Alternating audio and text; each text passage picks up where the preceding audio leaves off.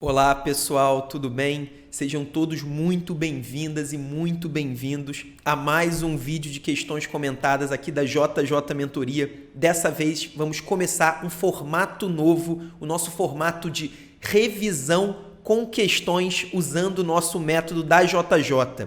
Ou seja, a partir de hoje nós vamos pegar um tema e vamos responder, vamos comentar algumas questões sobre esse tema, focando naqueles conceitos, naqueles conteúdos-chave para a questão dentro desse tema, que são aqueles mais cobrados pelas bancas. Claro que a gente não vai esgotar o assunto em um único vídeo, mas nós vamos ajudar vocês a revisar esse assunto usando as questões, usando o nosso método focado nos conceitos-chave para a questão nos CCQs. Hoje a gente vai começar por um tema importante, a doença pulmonar obstrutiva crônica, famoso DPOC, um assunto muito importante. E aí eu já vou começar explicando para vocês que sempre no início do vídeo nós vamos situar vocês estatisticamente o quão relevante é cada assunto. No caso da doença pulmonar obstrutiva crônica, ela está na segunda faixa de maior relevância. A gente divide em 4 faixas.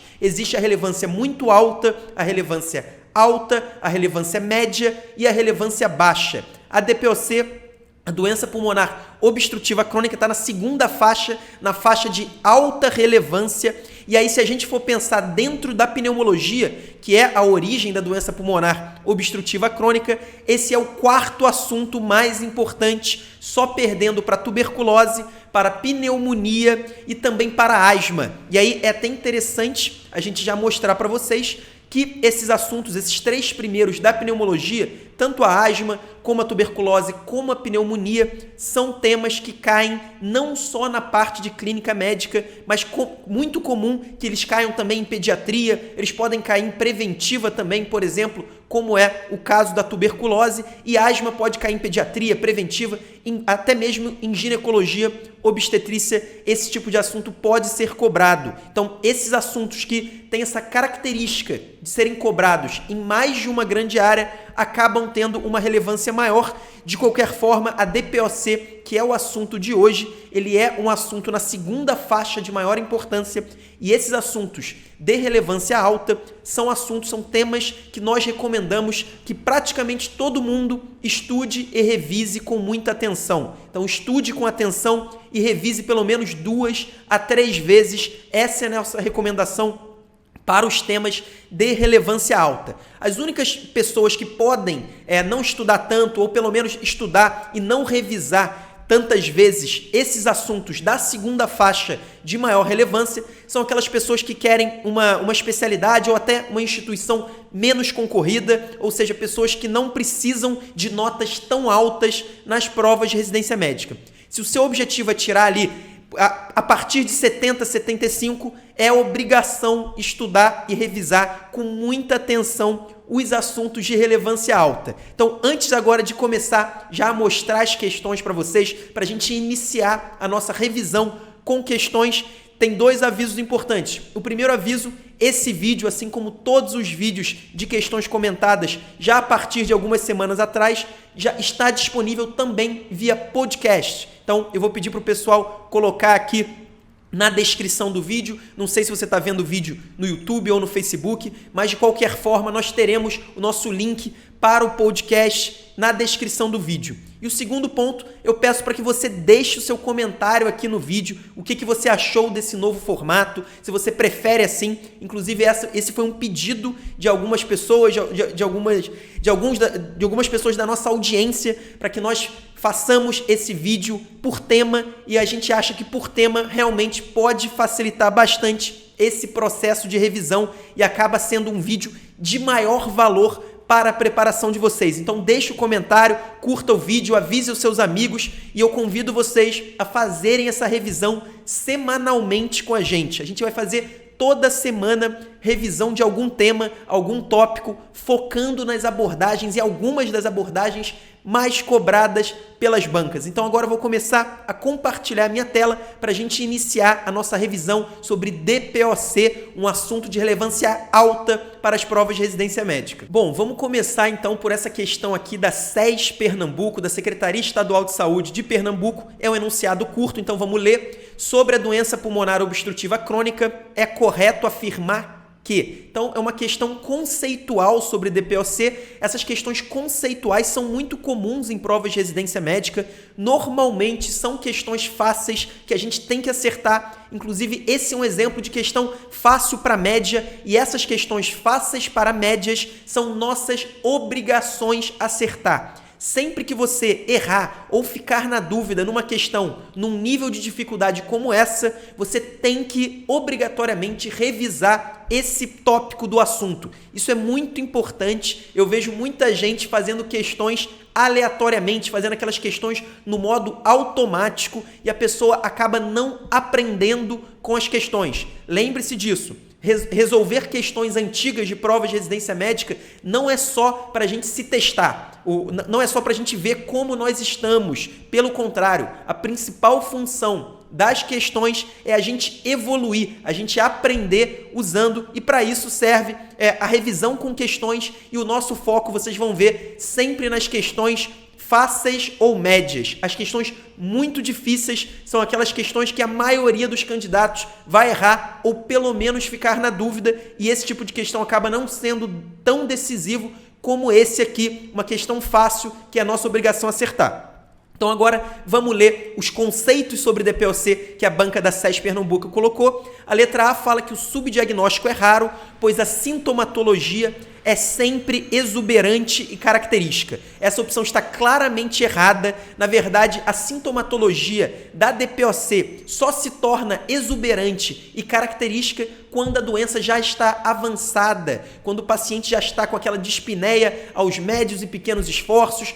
quando o paciente às vezes já está até com sinais de insuficiência ventricular direita, né, que é o famoso cor pulmonale. Aí sim a gente pode chamar a sintomatologia de exuberante e característica. No início do quadro, o paciente só começa com aquela tosse produtiva, começa a ter dispneia aos grandes esforços, e como é quase sempre um paciente tabagista, em que essa função pulmonar vai piorando gradativamente, esse quadro passa despercebido, desapercebido por muito tempo antes de fechar o diagnóstico, na maioria das vezes. Então a opção A está errada. Na opção B, a banca fala que a DPOC caracteriza-se por obstrução ao fluxo aéreo, que pode ser totalmente reversível com a terapia otimizada de beta-2 agonista. Essa opção também está errada, estaria certa se nós estivéssemos falando da asma e não da DPOC. A asma, sim, que caracteriza-se por obstrução ao fluxo aéreo, que é reversível com a terapia com beta-2 agonista. Então, a DPOC não, a grande característica dela é uma obstrução irreversível do fluxo aéreo. Então, a letra B está errada. A letra C fala que a oxigenoterapia domiciliar em pacientes com PaO2 de pelo menos 55 milímetros de mercúrio, 55 para cima, melhora a sintomatologia e a capacidade funcional, mas não tem impacto na sobrevida. Esse é um assunto que a gente vai abordar numa das próximas questões, então eu nem vou falar sobre ele agora. De qualquer forma, está errado. A gente sabe que o que vai melhorar a sintomatologia e também vai ter impacto na sobrevida são pacientes que têm a PaO2 baixa e não a PaO2 acima de 55, como a banca colocou aqui. Agora vamos partir para a letra D. A letra D fala que o diagnóstico é dado por exame espirométrico que apresente valor de VF1 sobre CVF menor do que 0,7. Então, a letra D, sim, é o conceito fundamental dessa questão, o conceito que está correto, é um CCQ que você não pode deixar de saber. O diagnóstico espirométrico da DPOC, da doença pulmonar obstrutiva crônica. Primeiro ponto, essa relação VF1 sobre CVF, que é o volume expiratório forçado no primeiro segundo sobre a capacidade vital do paciente. Então, na hora que ele vai fazer uma expiração forçada, qual é a porcentagem do ar que ele consegue expelir no primeiro segundo? Se o paciente se essa porcentagem é menor do que 70%, que é isso aí, abaixo do que 0,7, significa que esse paciente tem uma obstrução ao fluxo aéreo. Então, esse é o diagnóstico espirométrico da DPOC, é exatamente a relação VF1 sobre CVF, que é chamada de índice de Tifenot. Esse é um nome, é um epônimo que é usado para essa relação VF1 sobre CVF, quando ele está abaixo do que 0,7 ou 70%. Irreversível, ou seja, o uso de um beta-2 agonista não melhora, não traz essa relação para cima de 0,7. Se trouxer, pode ser um caso de obstrução reversível, então pode ter um componente de asma aí na doença, mas se for VF1 sobre CVF menor do que 0,7, irreversível, ou seja, o uso do beta-2 agonista não traz para cima de 0,7, esse é o diagnóstico espirométrico da doença pulmonar obstrutiva crônica. Então, a resposta é a letra D e esse é um CCQ que, se você não se lembra, você tem que revisar. Então, eu acabei de falar, eu acabei de resumir o CCQ do diagnóstico espirométrico, mas é o tipo de erro que, se você tem, te obriga a revisar. É para isso que servem as questões antigas. E aí, só para não deixar de falar na letra E, a letra E fala que nas exacerbações infecciosas da DPOC, o uso de corticoide não é adequado. A gente vai falar também sobre exacerbações de DPOC ainda nesse vídeo, vai ter uma questão mais para frente, mas a gente sabe que tanto na exacerbação da DPOC quanto na exacerbação da asma, a gente usa sim corticoide, a gente usa corticoide sistêmico, ou por via oral ou por via venosa. A letra E está errada. Vocês, inclusive, vão perceber nas próximas questões que essa questão aqui da SES Pernambuco já trouxe alguns CCQs, alguns conceitos importantes que vão ser CCQs nas próximas questões e que nessa questão simplesmente eram afirmativas erradas. Mas isso mostra como as bancas cobram os conceitos muito parecidos de uma questão para outra. Mas agora vamos seguir em frente para a segunda questão sobre DPOC.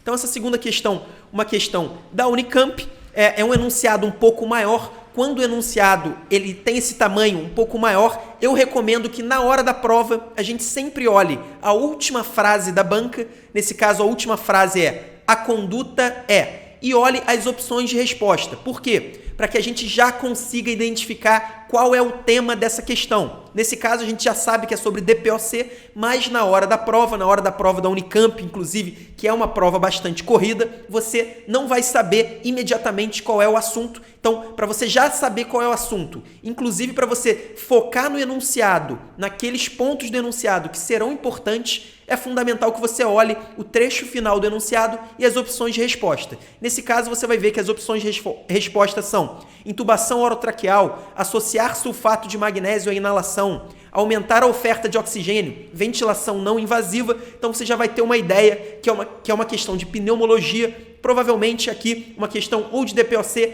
ou de asma. Agora vamos olhar o enunciado. A banca traz um homem de 75 anos que queixa-se de piora da falta de ar há 2 dias, associada à expectoração amarelada.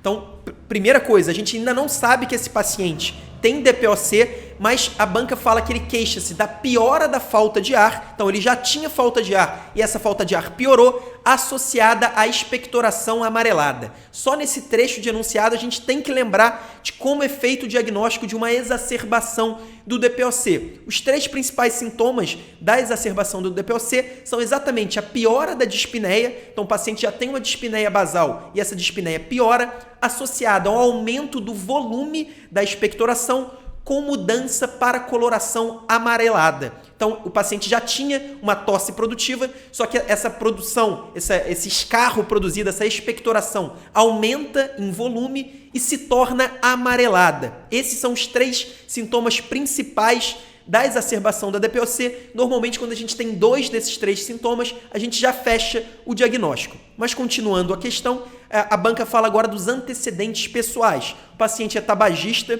sem má Suzano, então ele é um tabagista realmente importante, em uso de tiotrópio, salmeterol e fluticasona. Então, a gente vendo o quadro clínico associado a esses antecedentes pessoais e as medicações usadas, a gente já tem certeza que ele é um paciente com doença pulmonar obstrutiva crônica. No exame físico, o paciente está consciente, orientado, a pressão de 152 por 94, frequência cardíaca de 100, frequência respiratória de 34, então o principal ponto aqui é que ele está bastante taquipneico, dispneico, com uso de musculatura acessória, bulhas hipofonéticas, que é uma alteração típica da DPOC também, ritmo cardíaco irregular, sem sopros. O murmúrio vesicular está globalmente diminuído com sibilos difusos. A saturação de oxigênio é de 91% em ar ambiente e não houve melhora após catéter de O2, administração de hidrocortisona e 3 inalações, que foram com fenoterol e ipratrópio. E aí a banca quer saber a conduta. Então o paciente está claramente com uma exacerbação da DPOC, então ele já tinha um quadro de dispneia, só que ele piorou, ficou com a expectoração de coloração amarelada e está no momento dispneico com o uso de musculatura acessória. A banca quer saber qual é a sua conduta. Primeiro ponto aqui, a gente tem que relembrar como é o tratamento da exacerbação da DPOC. O tratamento, basicamente, a gente vai usar as inalações, isso é exatamente igual a gente faz também nas crises agudas de asma. Normalmente a gente vai usar exatamente o que foi usado nesse caso aqui, que é o fenoterol com ipratrópio, é o famoso atrovente com salbutamol. A gente vai usar o fenoterol com o ipratrópio e a gente deve usar também o corticoide sistêmico. Nesse caso, a banca falou na administração da hidrocortisona. Uma diferença importante entre a exacerbação da DPOC e a crise aguda de asma é que no DPOC, normalmente a gente também vai usar antibióticos no paciente com exacerbação aguda. Quase sempre, especialmente quando for um quadro moderado para grave, a gente vai usar antibiótico, porque a gente sabe que a principal causa de exacerbação da DPOC são exatamente as infecções respiratórias. Pode ser uma traqueite, que é inclusive uma infecção muito comum, pode ser uma pneumonia, então pode ser uma infecção respiratória alta, uma infecção respiratória média ou uma infecção respiratória baixa, que é a pneumonia. A gente ainda não sabe exatamente qual é o problema, mas de qualquer jeito, nessa questão a gente teria indicação de antibiótico. Infelizmente, nas opções a gente não tem essa opção, então a gente vai ter que escolher qual é a melhor opção entre essas.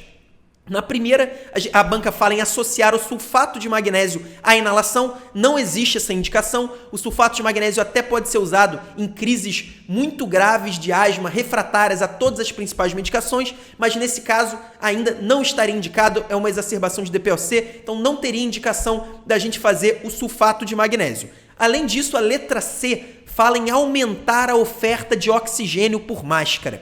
Esse é um CCQ fundamental do DPOC, especialmente das crises de DPOC. A gente sabe que o paciente com DPOC, ele tem um centro respiratório, ou aquele centro respiratório que fica no nosso sistema nervoso central, mais especificamente no bulbo, ele tem esse centro respiratório hiperativado. Por quê? Porque ele tem uma obstrução crônica ao fluxo aéreo, então ele tem uma tendência de ter uma retenção de gás carbônico. E a gente sabe que uma retenção de gás carbônico, ela ativa o nosso sistema, o nosso centro respiratório no bulbo, gerando uma taquipneia, uma hiperventilação. Então os pacientes com DPOC, eles têm como característica ter uma hiperventilação associada ao aumento, a uma hiperativação ali do nosso centro respiratório no bulbo. E aí qual que é o grande problema da terapia com oxigênio nesses pacientes? O oxigênio, quando ele é feito em fluxo alto, então quando é feito um oxigênio, por exemplo, numa máscara de face inteira, o paciente tende a ter uma redução dessa ventilação. Então, o centro respiratório do bulbo, o oxigênio, o excesso de oxigênio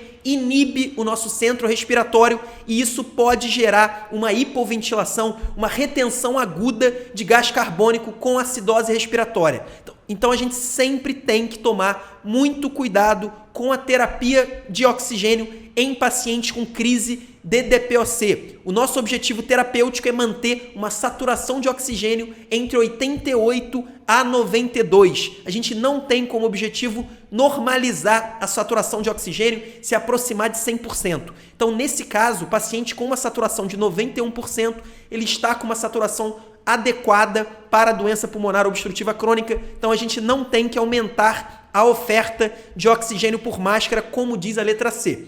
Ou seja, a gente está na dúvida agora entre a letra B e a letra D, intubação orotraqueal e ventilação não invasiva. Esse é outro ponto, outro CCQ que as bancas adoram explorar e que essa questão vai nos ajudar a revisar. Paciente com dispneia, uso de musculatura acessória, então paciente realmente com esforço respiratório, ele tem indicação de ter uma ajuda nessa ventilação. Então, a gente terá que ter uma conduta para a ventilação. E a gente sabe que a ventilação não invasiva tem, na doença pulmonar obstrutiva crônica, uma das melhores, se não a sua melhor indicação. Então, pacientes com crise de DPOC, com uso de musculatura acessória, com dispneia realmente, com esforço respiratório, ele tem indicação de VNI, que é ventilação não invasiva, inclusive é uma das melhores indicações da VNI. Só que a gente sabe que se ele tiver a indicação de intubação orotraqueal, aí não tem conversa. Em casos mais graves, a gente não vai fazer a VNI e aí a gente vai ter que optar pela intubação orotraqueal.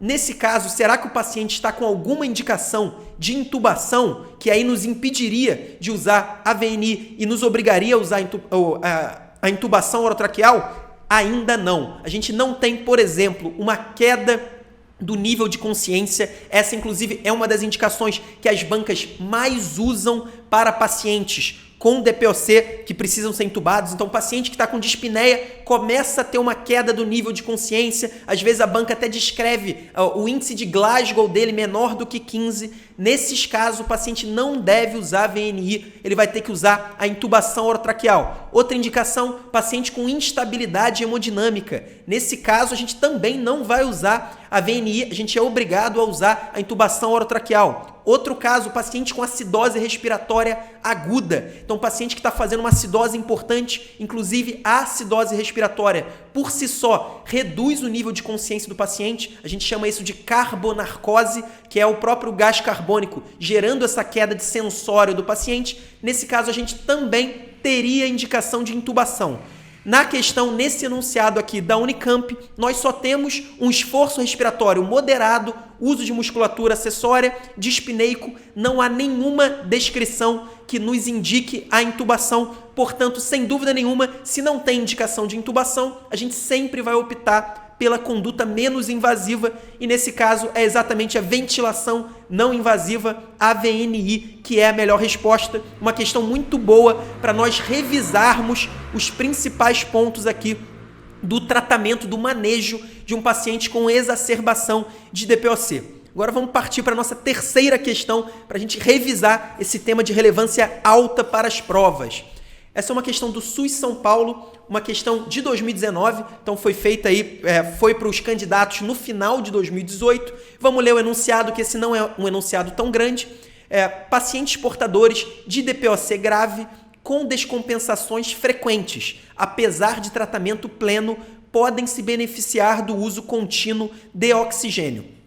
Constituem critérios de uso de oxigênio terapia no domicílio os valores de pressão arterial de oxigênio ou de saturação de oxigênio, respectivamente. Então, a banca do SUS São Paulo está cobrando um CCQ específico. Então, esse é o tipo de questão que só um CCQ basta. Então, se a gente souber esse conceito, a gente acerta essa questão com o pé nas costas, acerta essa questão sem nem gastando menos do que 30 segundos. E se a gente não tiver esse CCQ memorizado, a gente simplesmente vai ter que chutar e vai ter, nesse caso, somente 20% de chance de acertar a questão. Ou seja, esse tipo de questão faz toda a diferença na hora do seu resultado, porque é o tipo de questão que, se você errar, os seus concorrentes, aqueles concorrentes bem preparados, aqueles concorrentes que sabem direcionar seu estudo, eles vão acertar essa questão com muita facilidade. Então, eu tinha falado já que a gente teria uma questão sobre o uso de oxigênio no domicílio,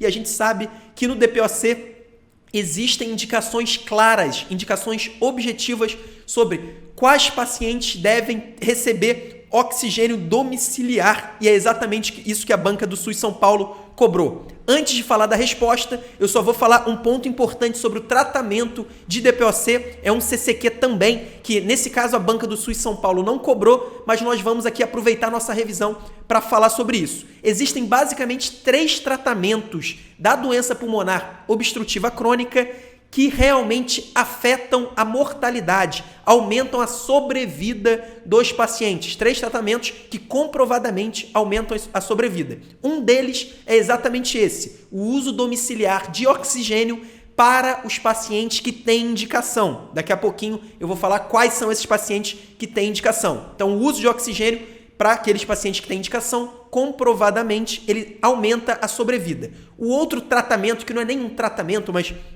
uma conduta, é a interrupção do tabagismo e a vacinação. Então, você completar a vacinação de pacientes DPOC e interromper o tabagismo desses pacientes também altera a mortalidade. Então, são condutas fundamentais que modificam a mortalidade. E, por fim, para os pacientes que têm indicação, o transplante pulmonar também aumenta a sobrevida. Então, essas são as 3 condutas aí que modificam a sobrevida. Uma delas é a reposição de oxigênio, por isso é um CCQ importante. Então, quais são os pacientes que têm indicação de oxigênio domiciliar? São aqueles pacientes com DPOC, com uma pressão de oxigênio de 55 milímetros de mercúrio para baixo, ou seja, menor ou igual a 55 milímetros de mercúrio, ou uma saturação de oxigênio menor ou igual a 88%. É exatamente o que está na letra A. Memorize isso, é um CCQ, às vezes a gente não gosta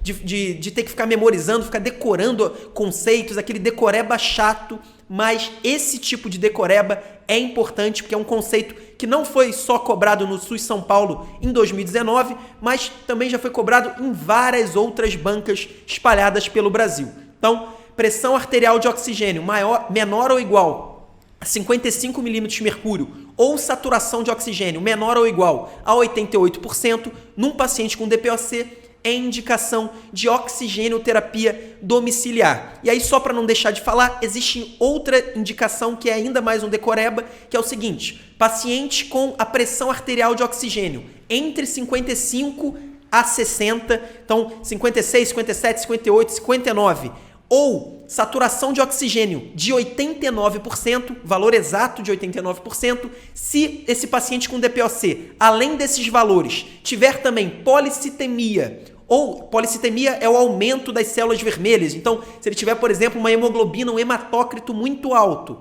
ou esse paciente tiver hipertensão pulmonar, ou sinais de insuficiência cardíaca direita, que é o famoso cor pulmonale, ele também vai ter indicação de oxigênio. Então, para todo mundo, 55 para baixo, 88 para baixo, para qualquer paciente com DPOC, a gente vai usar o oxigênio.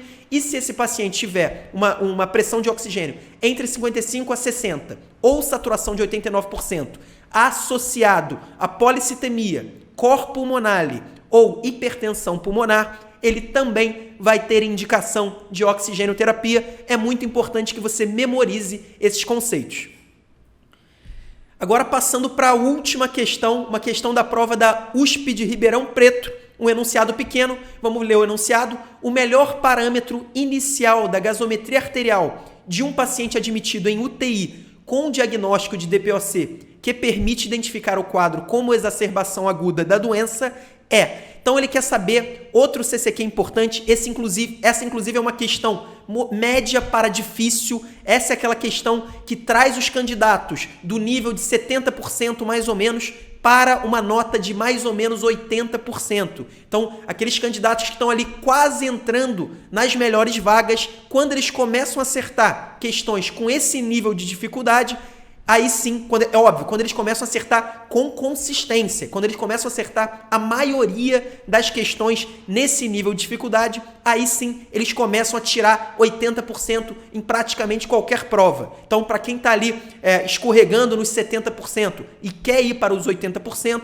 sem dúvida nenhuma, esse tipo de questão, cobrando, por exemplo, gasometria arterial, que é um assunto que muitos candidatos têm dificuldade, na verdade não deveriam, mas têm dificuldade. Às vezes as pessoas têm uma trava com esse tipo de assunto, acham que é difícil e por isso nem se esforçam para entender, mas de qualquer forma, se você quer chegar nos 80%, você vai precisar acertar a maior parte dessas questões, desses temas que as pessoas têm dificuldade, como essa aqui da USP do Ribeirão Preto. Então, a banca quer saber basicamente o que seria esperado na gasometria de um paciente com exacerbação aguda da doença.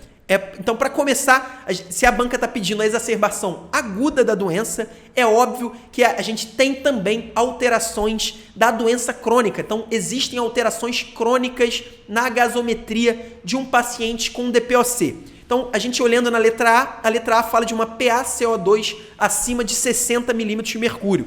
A gente sabe que os níveis normais de PaCO2 na gasometria é de 35 a 45. Então, a gente tem aí um paciente com uma pressão arterial de gás carbônico bem aumentada na letra A. Primeiro ponto, paciente com DPOC crônico, ou seja, o paciente sem exacerbação aguda, ele pode ter uma PaCO2 aumentada, acima de 45 e, em casos extremos, até mesmo acima de 60, como diz na letra A. Ou seja, essa é uma alteração que pode ocorrer na doença pulmonar obstrutiva crônica, mas não nos permite identificar o quadro como exacerbação aguda. E aí só um ponto, um paciente que tem uma PaCO2 acima de 60 é um retentor crônico de gás carbônico grave. Então é um paciente que já tem um DPOC bastante avançado, num nível de PaCO2 bastante aumentado. Então, apesar de ser incomum um paciente com DPOC crônica ter uma PaCO2 acima de 60, isso não é uma informação que nos permite identificar uma exacerbação aguda, como a banca da USP Ribeirão Preto perguntou. Agora, na letra B, a gente tem até uma sigla, né, o BE, que significa Base Excess, ou excesso de bases maior do que mais 2. Primeiro ponto, esse excesso de bases é um parâmetro da gasometria cujos valores normais variam entre -2 a +2 ou -3 a +3, dependendo aí da referência. Nesse caso, a banca considerou -2 a +2 e ela colocou na letra B um excesso de bases aumentado. Então, lembra que eu falei que o paciente da DPOC, ele pode ser um retentor crônico com aumento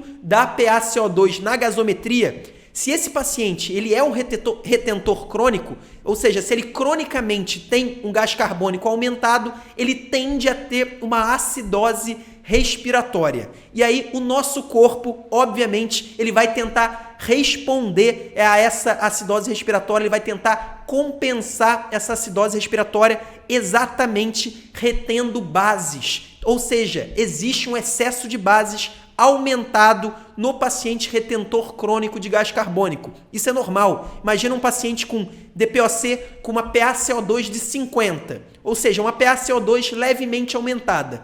Esse paciente vai tender, os nossos rins vão tender a reter bases para tentar levar, por exemplo, o bicarbonato a níveis maiores do que o normal. Então, a faixa normal do bicarbonato normalmente é de 22 a 26, 22 a 28. Esse paciente retentor crônico de gás carbônico, ele vai ter uma retenção de bases, vai ter uma retenção de bicarbonato, e esse bicarbonato vai ficar um pouco aumentado, por exemplo, ali na faixa de 28, 29. Então, essa é uma resposta normal, uma resposta fisiológica do paciente retentor crônico de DPOC. Ou seja, um excesso de bases maior do que +2 não nos permite identificar uma exacerbação aguda, mas sim nos permite identificar um paciente DPOC crônico com retenção crônica de gás carbônico.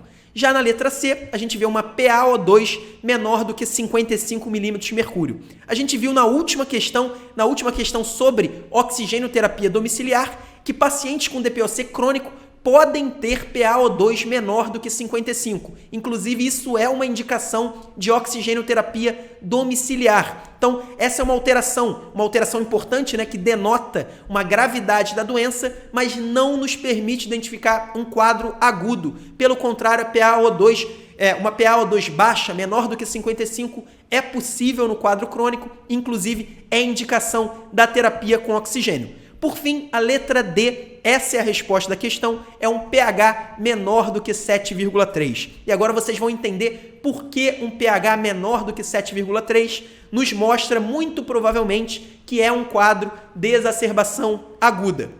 Eu falei ao longo desse comentário que os pacientes com DPOC, eles podem ser retentores crônicos de gás carbônico, isso teoricamente levaria a uma acidose respiratória, mas o nosso corpo compensa retendo bases, retendo bicarbonato, inclusive aumentando o excesso de bases, aumentando os níveis de bicarbonato na gasometria arterial, e isso tende a levar o pH para a faixa de normalidade, ou pelo menos que ele fique muito próximo à normalidade. Então, um paciente, por exemplo, com pH de 7,33, 7,34, 7,38, a gente sabe que normalmente a faixa normal, né, de fisiológica de pH arterial é de 7,35 a 7,45, então no caso o paciente teria um pH muito próximo a isso. Mas o que acontece se esse paciente que já está retendo bases e já está retendo bicarbonato, ele tem uma exacerbação aguda?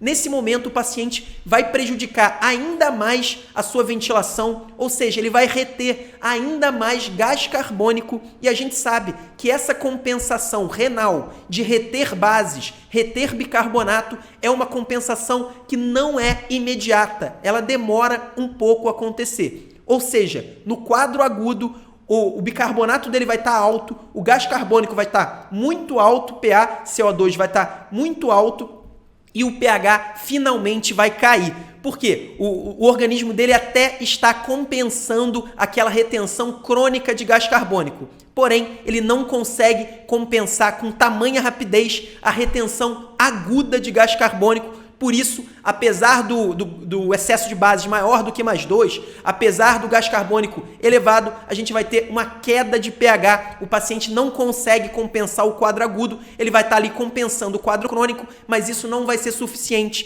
para manter o pH em níveis próximos à normalidade no quadro agudo. Então, o quadro agudo de DPOC tem como característica gasométrica exatamente a queda do pH. Bom, pessoal, essas foram as 4 questões de hoje sobre DPOC, um assunto de relevância alta para as provas de residência médica. Obviamente, nós não esgotamos a revisão desse tema somente nesse vídeo, mas eu tenho certeza que vocês conseguiram aí memorizar, conseguiram ressaltar alguns conceitos desse assunto, alguns conceitos-chave para a questão, alguns CCQs que serão muito importantes na hora que você for resolver provas de residência médica. Toda semana agora nós vamos te ajudar na revisão com questões, te mostrando como nós da JJ Mentoria, como o nosso método JJ trabalha com revisões. Nesse caso, a gente focou em alguns conceitos dos mais importantes nesse assunto fundamental. Então, um abraço e até a próxima semana.